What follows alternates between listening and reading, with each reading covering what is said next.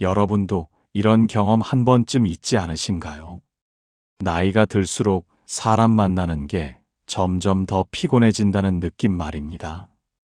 젊을 때는 친구 만나는 게 즐거웠는데, 어느 순간부터는 약속이 부담으로 느껴지는 순간 말입니다. 예전에는 전화 한 통 오면 반가웠습니다. 그런데 요즘은 전화벨이 울리면 마음이 먼저 무거워집니다. 무슨 이야기를 또 들어야 하나, 어디까지 맞춰줘야 하나, 괜히 기운만 빠지는 건 아닐까 하는 생각이 스칩니다.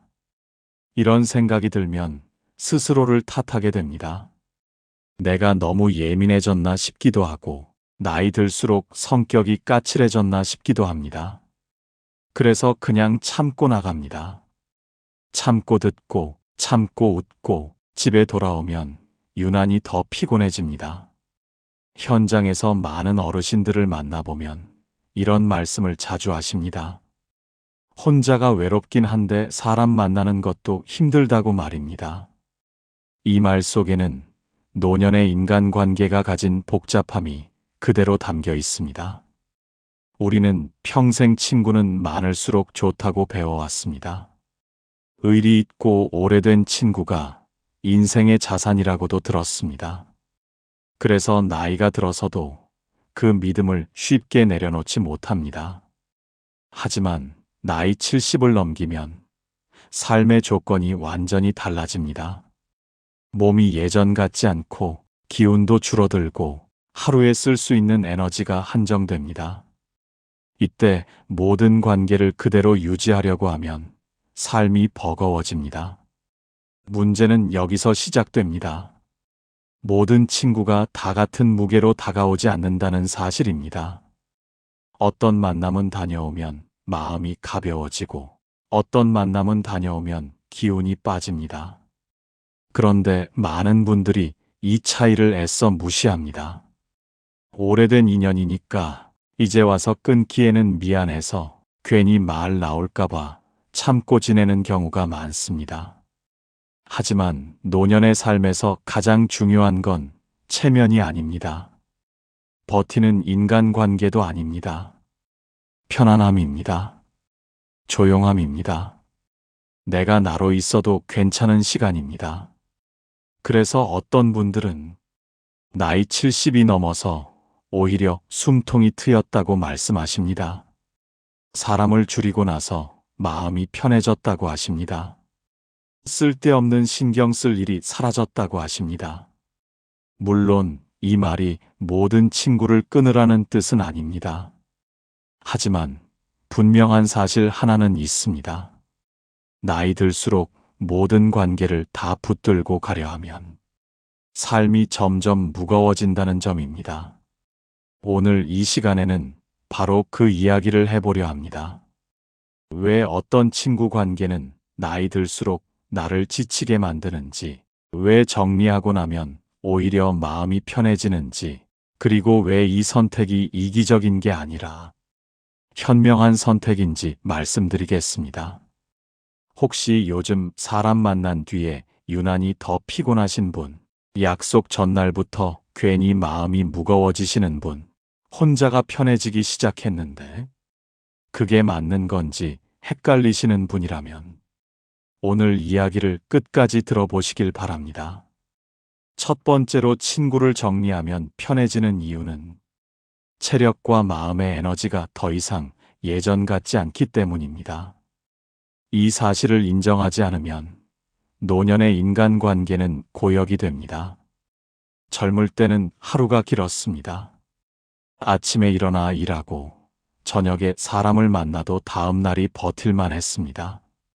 몸이 힘들어도 마음이 따라주니 관계를 유지할 수 있었습니다. 하지만 나이 70을 넘기면 상황이 완전히 달라집니다. 하루에 쓸 수 있는 기운이 분명히 줄어듭니다. 한 번 사람을 만나고 오면 그날은 아무것도 하기 싫어집니다. 집에 돌아와 소파에 앉으면 말 한마디 하기도 귀찮아집니다. 이런 상태에서 예전처럼 모든 친구를 만나려 하면 무리가 옵니다. 그 무리는 몸보다 마음에 먼저 나타납니다. 약속이 잡히는 순간부터 피곤해집니다. 만나기 전날부터 괜히 짜증이 올라옵니다. 실제 사례 하나 말씀드리겠습니다. 71살 어르신 이야기입니다. 이분은 동창 모임, 동네 친구 모임, 친척 모임까지 빠짐없이 나가셨습니다. 예전부터 사람 만나는 걸 좋아하셨기 때문입니다. 그런데 어느 순간부터 변화가 생겼습니다. 모임을 다녀오면 이틀씩 알아누웠습니다. 몸이 아픈 것도 있었지만 마음이 더 지쳤다고 하셨습니다. 어르신이 하신 말이 인상 깊었습니다. 사람이 싫어진 건 아닌데 사람이 버겁게 느껴진다고 하셨습니다. 이 말이 바로 노년의 인간관계를 정확히 설명합니다. 문제는 여기서 많은 분들이 자신을 탓한다는 점입니다. 내가 성격이 변했나? 내가 너무 이기적인가? 이렇게 생각하며 억지로 관계를 유지합니다. 하지만 이건 성격 문제가 아닙니다. 에너지의 문제입니다. 나이 들수록 선택과 집중이 필요한 이유입니다. 노년에는 모든 사람에게 같은 에너지를 쓸 수 없습니다.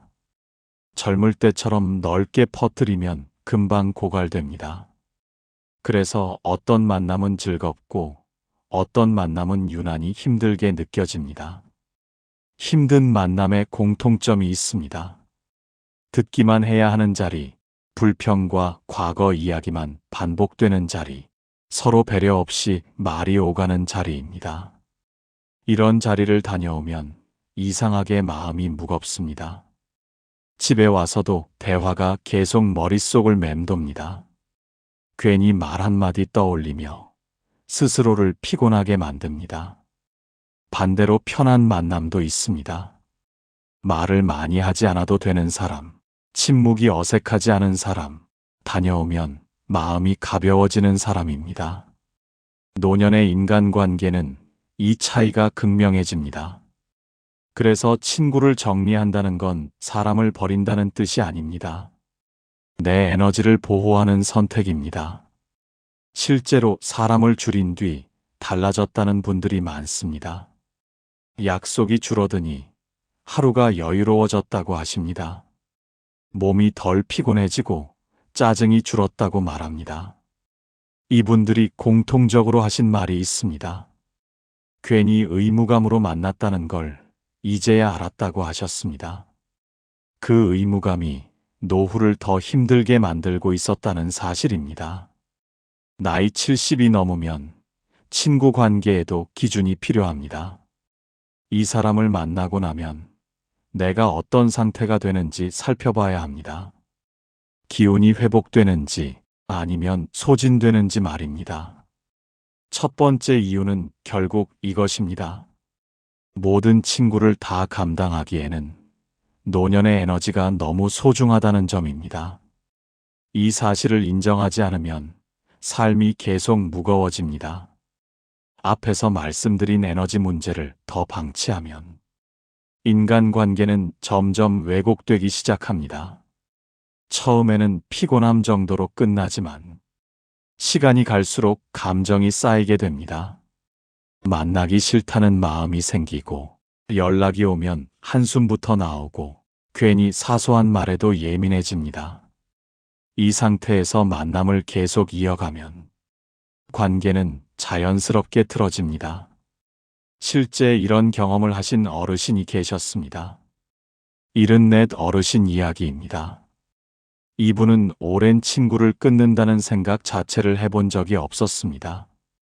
그래서 몸이 힘들어도 모임에 빠지지 않았습니다. 그런데 어느 날부터 말투가 거칠어졌다고 하셨습니다. 예전 같으면 웃고 넘길 말을 참지 못하고 바로 받아쳤다고 말입니다. 그 후로 모임 분위기가 이상해졌다고 하셨습니다. 어르신은 이렇게 말씀하셨습니다. 내가 변한 줄 알았는데 사실은 내가 너무 지쳐 있었다고 말입니다. 노년의 인간관계에서 가장 위험한 건 이 지점입니다. 지친 상태로 사람을 만나면 본래의 성격이 사라집니다. 내가 원하지 않는 모습이 나옵니다. 이러면 관계를 정리하는 게 더 어려워집니다. 괜히 싸운 것처럼 보이고 마음 상하게 한 것처럼 남습니다. 그래서 친구를 정리할 거라면 늦기 전에 하는 게 낫습니다. 서로 감정이 상하기 전에 거리를 두는 게 훨씬 깔끔합니다. 정리해야 할 친구의 특징은 분명합니다. 만나기 전부터 마음이 무거운 사람, 만난 뒤에 유난히 피곤한 사람, 항상 나만 맞추게 되는 사람입니다. 이런 관계는 젊을 때는 견딜 수 있었습니다. 하지만 노년에는 견딘다는 개념 자체가 삶을 갉아먹습니다. 반대로 꼭 남겨야 할 사람도 분명합니다. 말을 안 해도 편한 사람, 내 사정을 설명하지 않아도 이해해주는 사람, 다녀오면 마음이 가벼워지는 사람입니다. 노년의 인간관계는 숫자가 아니라 질입니다. 10명보다 1명이 더 중요해지는 시기입니다. 어떤 분들은 이렇게 걱정하십니다. 친구를 줄이면 외로워질까봐 무섭다고 말입니다.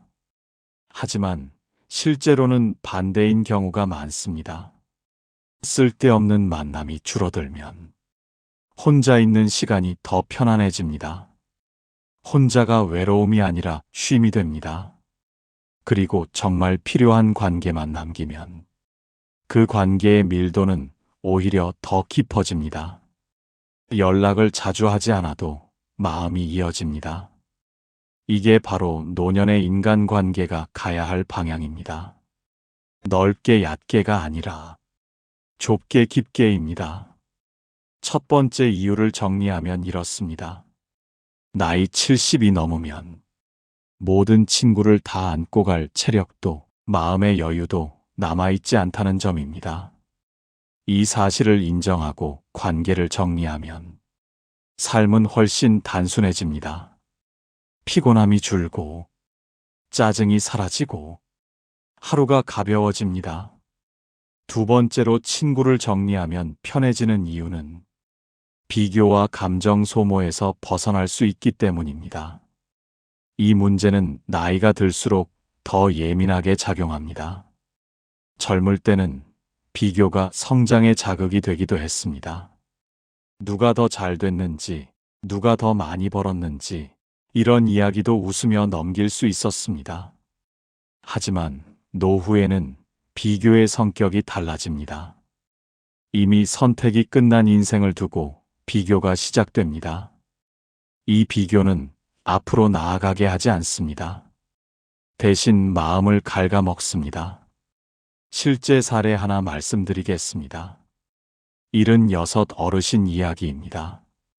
이분은 친구 모임에 다녀오면 기분이 자주 가라앉았습니다. 특별히 싸운 것도 아니었고 큰 사건이 있었던 것도 아니었습니다. 모임에서 오간 이야기를 곱씹다 보면 이런 생각이 들었다고 하셨습니다. 나는 왜 이렇게 살았나 하는 생각 말입니다. 누군가는 자식이 잘 됐고 누군가는 여전히 사업 이야기를 했습니다. 누군가는 건강관리 비법을 자랑했고 누군가는 여행 사진을 보여줬습니다. 그 자리에 있는 동안에는 웃고 맞장구를 쳤지만 집에 돌아오면 마음이 무거워졌다고 하셨습니다. 괜히 나만 뒤처진 느낌이 들었다고 말입니다. 이게 바로 노년의 비교가 가진 위험성입니다. 이미 끝난 선택을 되돌릴 수 없는데 비교는 계속됩니다. 이 비교는 자존감을 조금씩 깎아먹습니다. 겉으로는 아무렇지 않은 척해도 속에서는 계속 자신을 평가하게 됩니다. 노년의 친구 관계가 힘든 또 다른 이유는 대화 주제가 과거에 머무는 경우가 많기 때문입니다. 누가 옛날에 잘났는지, 누가 예전에 뭘 했는지 이런 이야기가 반복됩니다. 이 대화는 즐겁기보다 피곤해집니다. 과거는 바꿀 수 없기 때문입니다. 과거 이야기를 반복할수록 지금의 나와 비교하게 됩니다. 그래서 어떤 분들은 모임에서 돌아오는 길이 유난히 길게 느껴진다고 하십니다. 집에 와서도 마음이 쉽게 가라앉지 않는다고 말입니다. 반대로 친구를 줄인 뒤 달라졌다는 분들도 많습니다. 비교 대상이 줄어들자 마음이 한결 편해졌다고 하십니다. 이분들은 이렇게 말씀하십니다. 이제는 남의 인생보다 내 하루에 집중할 수 있게 됐다고 말입니다. 노후에는 비교가 줄어들수록 삶의 만족도가 올라갑니다. 누군가와 나를 재는 순간 행복은 멀어집니다. 또 하나 중요한 점이 있습니다. 노후의 친구 관계에서는 은근한 경쟁과 평가가 섞이기 쉽습니다. 겉으로는 농담처럼 던지는 말, 무심코 한 질문 하나가 마음을 오래 괴롭히기도 합니다. 요즘 병원은 자주 가냐? 연금은 얼마나 나오냐? 자식들은 잘 지내냐? 같은 질문들이 그렇습니다. 젊을 때는 별일 아니었지만 노후에는 이런 질문 하나가 마음을 복잡하게 만듭니다. 그래서 친구를 정리한다는 건 사람을 멀리하는 게 아니라 나를 보호하는 선택입니다.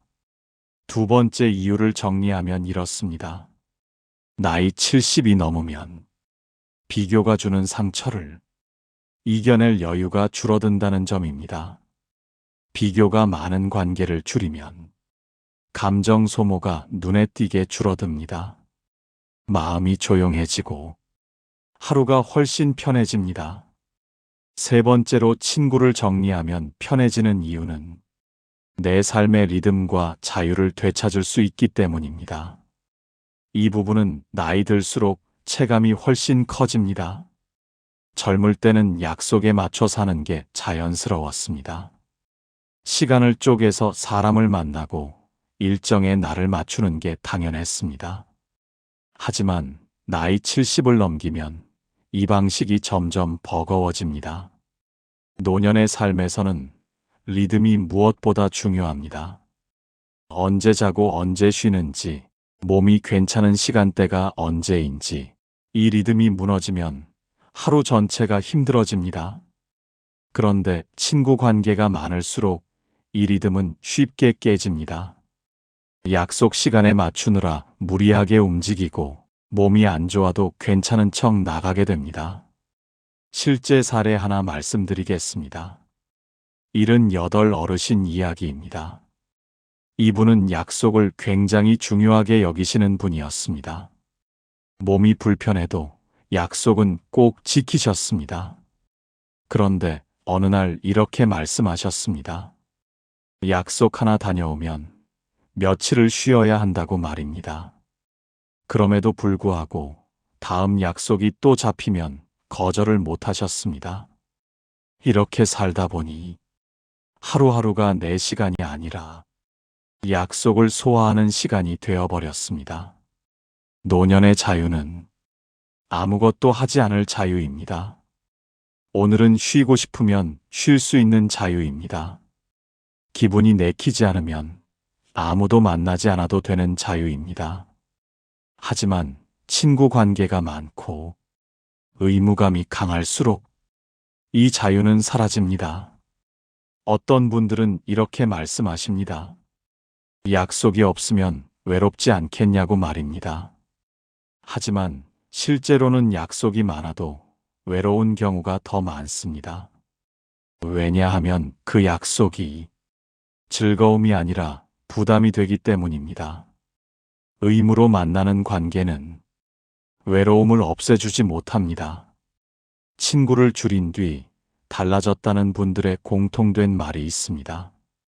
하루가 내 마음대로 흘러가서 좋다고 하십니다. 아침에 눈을 떴을 때 오늘 뭘 해야 하나가 아니라 오늘 뭘 하고 싶나를 먼저 떠올리게 됐다고 말합니다. 이 변화는 생각보다 큽니다. 삶의 주도권이 다시 내 손으로 돌아옵니다. 또 하나 중요한 점이 있습니다. 노년에는 작은 불편도 크게 다가옵니다. 억지로 웃고, 억지로 맞장구 치고, 억지로 시간을 보내는 일이 몸과 마음을 동시에 소모시킵니다.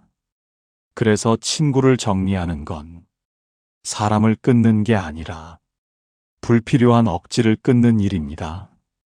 편안한 관계만 남기면 만남의 질이 달라집니다. 자주 보지 않아도 마음이 이어집니다. 굳이 약속하지 않아도 안부만으로 충분해집니다. 노년의 인간관계는 자주 만나는 관계보다 편하게 남아있는 관계가 더 중요합니다. 세 번째 이유를 정리하면 이렇습니다. 나이 70이 넘으면 내 삶의 리듬을 지키는 것이 인간관계보다 더 중요해진다는 점입니다. 이 리듬을 지키지 못하면 몸이 먼저 무너지고 마음이 그 뒤를 따릅니다.